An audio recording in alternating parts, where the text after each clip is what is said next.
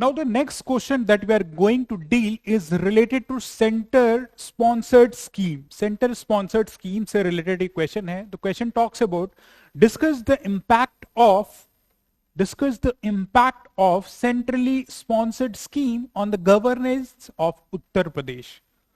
यहाँ पे straight forward आपको जो है सेंट्रल स्पॉन्सर्ड स्कीम के इम्पैक्ट के बारे में बात कर रहा है कि उत्तर प्रदेश के गवर्नेंस पे इसका क्या इम्पैक्ट है.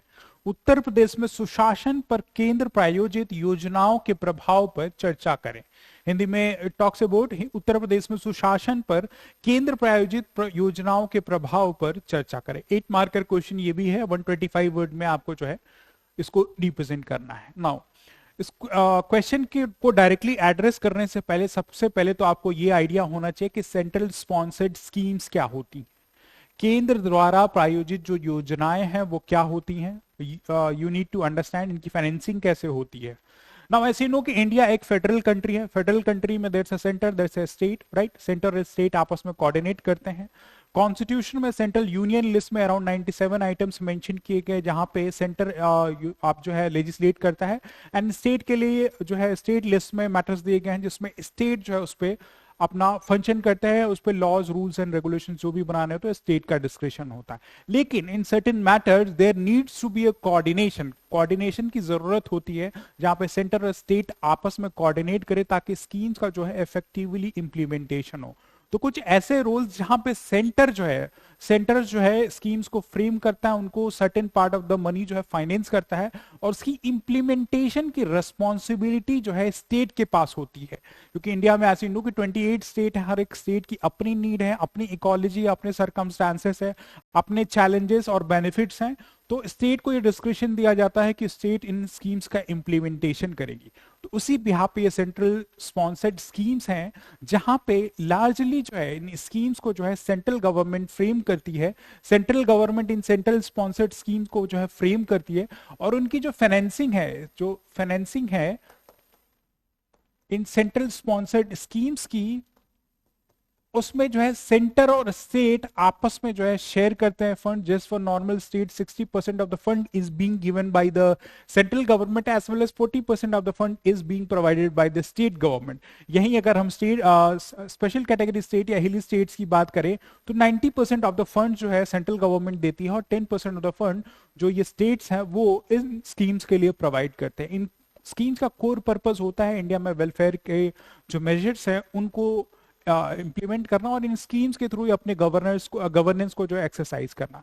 Now prior to establishment of Niti Aayog के स्टैब्लिशमेंट से पहले देयर वाज प्लानिंग कमीशन जो स्कीम्स बनाती थी, फंड का एलोकेशन करती थी. And beyond that planning commission, finance commission was one of the constitutional body that was responsible for allocating advising on the allocation of funds to this states, right. अभी भी finance commission recommend करता है just for example 41% of the fund का जो allocation है वो states को जाना चाहिए, फाइनेंस कमीशन रिकमेंड करता है. लेकिन after the dismantling of planning commission, establishment of the NITI Aayog एक मेयर पॉलिसी मेकिंग बॉडी अब रह गई और ज्यादातर जो फंड का एलोकेशन होता है वो मिनिस्ट्री ऑफ फाइनेंस के थ्रू होता है. थ्रू रिस्पेक्टिव मिनिस्ट्रीज की जो भी स्कीम है उस हिसाब से मिनिस्ट्री ऑफ फाइनेंस जो एलोकेट करती है. तो वहां पे ये स्कीम्स क्वाइट इंपॉर्टेंट हो जाती हैं. सेंटर जो है सेंट्रल सेक्टर स्कीम्स जो होती हैं उसमें सोल फाइनेंसिंग जो है सेंट्रल गवर्नमेंट करता है. एंड जहां पे फाइनेंशियल शेयरिंग होती है वहां पे आते हैं central sponsored scheme. There are central sector schemes जहां पे सेंटर को रोल प्ले करता है, right. And there are central sponsored scheme जो कि हम आज डिस्कस कर रहे हैं अपने क्वेश्चन में यहां पे कि तो उनका फाइनेंसिंग मैकेनिज्म देख लिया. इनका कोर पर्पज यही है इन स्कीम्स का वेलफेयर मेजर्स को लेना और इंडिया के फेडरल फीचर्स को मोर एनहेंस, मोर स्ट्रेंथन करना, जहां पे सेंटर और स्टेट आपस में कोऑर्डिनेट करते हैं, राइट. तो in this question we can write central sponsored schemes are the schemes where center and state coordinate with each other, where center allocates much of the money and equally to a certain extent it is shared by the state government. And the framing of the policies responsibility lies with the center, however its execution lies with the state government. तो introductory part में हम ये डाल सकते हैं schemes की framing की responsibility central government की होती है और उसकी एग्जीक्यूशन की रिस्पॉन्सिबिलिटी तो जो होती है वो राज्य सरकार की होती है, स्टेट गवर्नमेंट की होती है। दोनों आपस में कोऑर्डिनेट करते हैं फ्रेमिंग और एग्जीक्यूशन में। एंड इन द एंड जो फाइनेंसेस वाला पार्ट है वो certain finances of the part जो है स्टेट लार्जली प्रोवाइड करता है, and to a certain state जो है इसमें स्टेट गवर्नमेंट जो है प्रोवाइड करती है। तो एक ब्रीफ में ये सारे उनका जो है यूज करके हम आप जो है इंट्रोडक्शन लिख सकते हैं, या फिर आप अगर एक फैक्चुअल पार्ट में अगर इंट्रोडक्शन देना चाहें तो यू कैन राइट कि at present there are around 75 central sponsored schemes, और इन स्कीम्स के लिए around 10.4% of the gross budgetary support जो है दिया जाता है। एक फैक्चुअल डिटेल भी आप प्रोवाइड कर सकते हैं बियॉन्ड दैट कंसेप्चुअल पार्ट की 75 central scheme at present run की जा रही है, और an around 10.4% of the gross budgetary support इन स्कीम्स के लिए जो है गवर्नमेंट प्रोवाइड कर रही है। एंड इसमें Uttar Pradesh being one of the most populous state, इन स्कीम्स का रोल बहुत ही इंपॉर्टेंट हो जाता है regarding poverty upliftment, regarding welfarism. तो इसी डायमेंशन पे स्टेट फॉरवर्ड हम इंपैक्ट के बारे में आ जाते हैं कि इन impact of central sponsored schemes का उत्तर प्रदेश की गवर्नमेंट में क्या रहा है। तो we can write straightforward impact of central sponsored schemes on governance of Uttar Pradesh. We can write this heading and straightforward come to our point कि क्या impact जो है उत्तर प्रदेश की गवर्नमेंट पे इन स्कीम्स का रहा है। Now, the central sponsored schemes have ensured inclusivity, समावेशी विकास एंड सशक्तिकरण, empowerment। इनका इंपैक्ट ये रहा है। हाउ वी कैन मेंशन कि कैसे इंक्लूसिविटी और एम्पावरमेंट को प्रमोट कर रहे हैं। Just for example schemes like central sponsored schemes like central sponsored schemes like Pradhan Mantri Awas योजना। प्रधानमंत्री आवास योजना इंटेंड्स टू प्रोवाइड पक्का मकान to the poor and marginalized sections of the society, right? Poor and marginalized section of the society. इनको जो है houses की facility जो है ये सेंटर स्पॉन्सर्ड स्कीम्स प्रोवाइड कर रही हैं। That in the and what it does, it promotes inclusivity, सबको साथ में डेवलपमेंट हो रही है, उनको भी घर दिया जा रहा है। एंड हाउसेज, अगर आपके पास एक अच्छा घर है तो वो क्या करेगा, इन टर्न जो है आपको जो है एम्पावर करेगा। तो these scheme, this central schemes like Pradhan Mantri Awas Yojana, it is intending to create empowerment along with inclusivity in the people of Uttar Pradesh.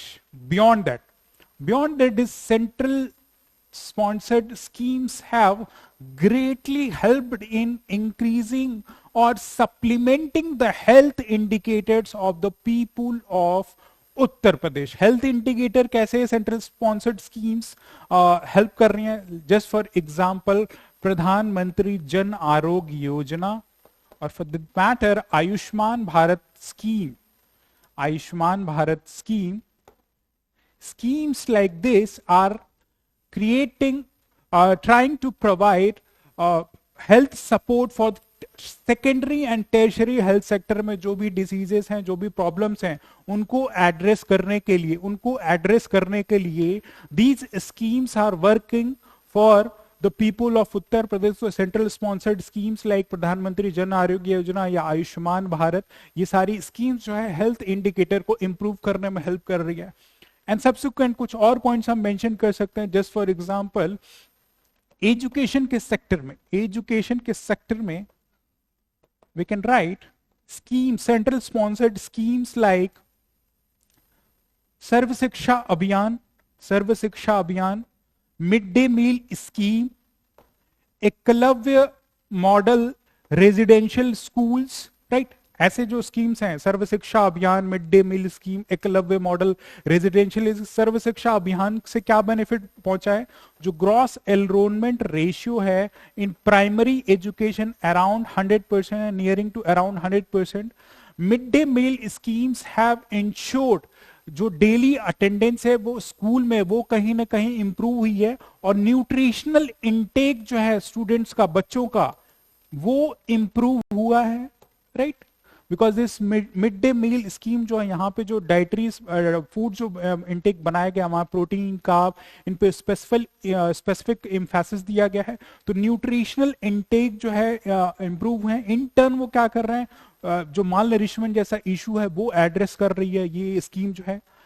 Tribal students के लिए एकलव्य मॉडल रेजिडेंशियल स्कीम जो है, ऐसे स्कूल्स रन किए जा रहे हैं ताकि ट्राइबल स्टूडेंट्स के लिए भी उनकी हेल्प की जा सके। तो ये सेंट्रल स्पॉन्सर्ड स्कीम्स हैं जो कि उत्तर प्रदेश में गवर्नेंस में हेल्प कर रही हैं। Beyond that, last mile connectivity को बूस्ट करने के लिए जो सेंट्रल स्पॉन्सर्ड स्कीम्स काम कर रही हैं, जिसमें गांव और शहरों में कनेक्टिविटी बिल्ड हो, उसमें स्कीम्स लाइक प्रधानमंत्री ग्राम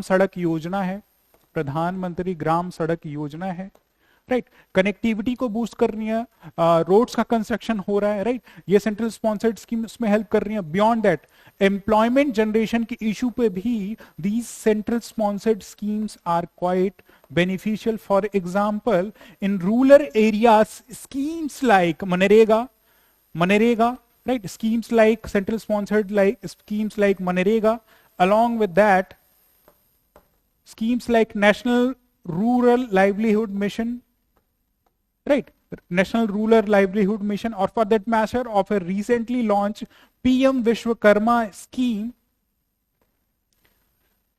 What these schemes are trying to do, these schemes are trying to generate employment इन उत्तर प्रदेश में स्कीम्स, ये स्कीम्स जो है एम्प्लॉयमेंट जनरेशन में हेल्प कर रही हैं, जिससे लाइवलीहुड अपॉर्चुनिटीज जनरेट हो रही हैं। तो ये सेंट्रल स्पॉन्सर्ड स्कीम जो है एक इंपॉर्टेंट रोल प्ले करती हैं, और इनका larger impact inclusivity along with improving health for a better education, generating connectivity between rural and urban areas, and simultaneously making India a self-reliable nation, a self-reliant nation, and creating employment opportunity। उसमें जो उत्तर प्रदेश का role बहुत important हो जाता है, क्योंकि यहाँ around 25 crore of the population है। तो अगर उत्तर प्रदेश का इंडिविजुअल एम्पावर नहीं हो रहा है, एनरिच नहीं हो रहा है, एम्प्लॉयड नहीं हो रहा है, तो इंडिया कैसे प्रॉस्पर करेगा? तो ये central sponsored scheme through this schemes are largely helping in the governance of Uttar Pradesh. Thus, the central sponsored schemes plays a vital role in daily governance of Uttar Pradesh. However, there are certain challenges, कुछ challenges भी हैं। Just for example, कि one size fits all approach जो है, कि scheme जो हर एक state को एड्रेस कर सकता है, उसकी नीड को एड्रेस करता है, कोई जरूरी नहीं है। हर एक स्टेट की अपनी इकोलॉजी है, अपनी नीड है, अलग अलग इकोनॉमिक कंडीशन, ज्योग्राफिकल कंडीशन है। तो कुछ लूप होल्स भी हैं इस स्कीम के। बियॉन्ड इस स्कीम को, क्योंकि स्टेट इंप्लीमेंट कर रहा है, तो इस स्कीम के बेनिफिशियरीज को आइडेंटिफाई करना भी स्टेट की रेस्पॉन्सिबिलिटी है। तो वो भी एक लूप होल स्ट्रेंथ दोनों है। जस्ट फॉर एग्जांपल, बहुत सारे बोगस कार्ड होल्डर्स आइडेंटिफाई किए गए। Just for national food security act जो हमारा है, डीबीटी के थ्रू जो हम पीडीएस के थ्रू फूड सप्लाई करते हैं, उसमें बहुत सारे बोगस राशन कार्ड होल्डर्स थे।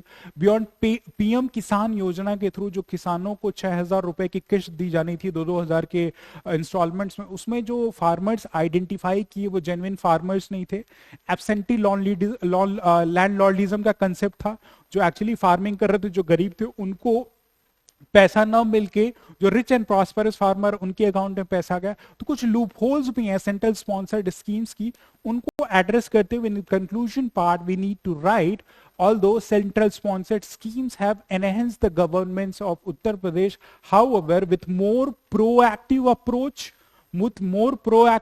approach along with proper identification through use of technologies like artificial intelligence, identification of genuine beneficiary, and ensuring last mile delivery without any leakage or corruption can ensure the central sponsored schemes are implemented in due soul and spirit, leading to good governance in Uttar Pradesh. तो ये points हम जो है अपने conclusion के part में दे सकते हैं, रिफॉर्मेटिव मेजर सजेस्ट करते हुए कि आइडेंटिफिकेशन ऑफ बेनिफिशियरी सही होनी चाहिए, उसमें टेक्नोलॉजी का हम यूज कर सकते हैं, टेक्नोलॉजी से लाइक एआई का यूज कर सकते हैं, जो स्कीम इंप्लीमेंट हो रही है उनमें लीकेजेस ना हो, करप्शन जैसा इशू ना अप्लाई हो, फंड का प्रॉपरली टाइमली जो सेंटर के थ्रू एलोकेट होना चाहिए, फंड का डिले होगा तो स्कीम इंप्लीमेंट गवर्नमेंट नहीं होगी, फंक्शन नहीं होगी, तो प्रॉपर फंड का डेवोल्यूशन भी होना चाहिए, राइट।